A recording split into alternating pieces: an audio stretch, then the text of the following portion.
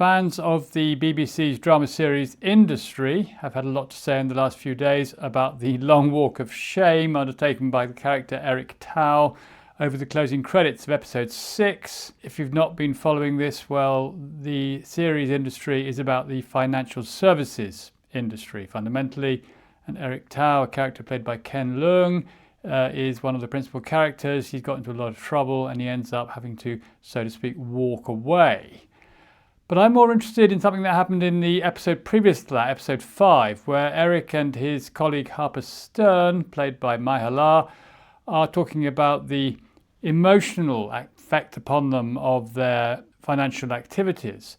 And Myha'la's character Harper Stern says to Eric Tao, "It's surely not lost on you that you picked a hyper-transactional career where the transactions aggregate to zero."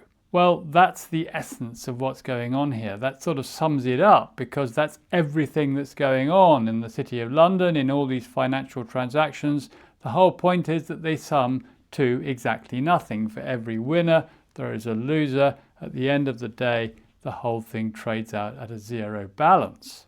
So when I saw that, I couldn't help thinking about something which Rachel Reeves, the Chancellor of the Exchequer, has said several times over the last few years, which is that the financial services industry in the UK is the crown jewel of the UK economy.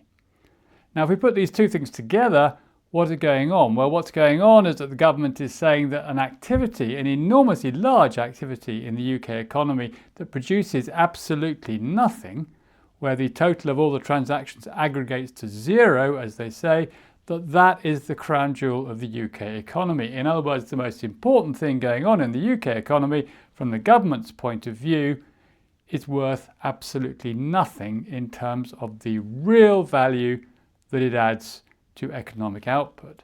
And that sort of says it all, because the government is focusing massively on these sorts of activities that generate financial turnover in the economy without producing anything new. And that takes us to this image here, which shows currency trading in the City of London. And this little orange box here, the head of the snail if you like, that is the amount of currency that we need to trade in order to service our actual imports and exports in the UK. And this larger box, well, the yellow one, that is the amount of sterling we actually are trading. And then this is the amount of every other sort of currency that we're trading in the City of London.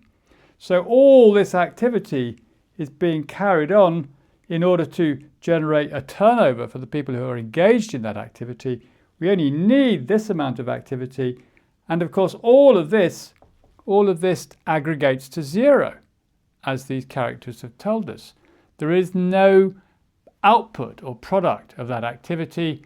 Every success is marked by a failure. Every win is marked by a loss. The whole thing ends up being a zero-sum game. And that's the nature of it.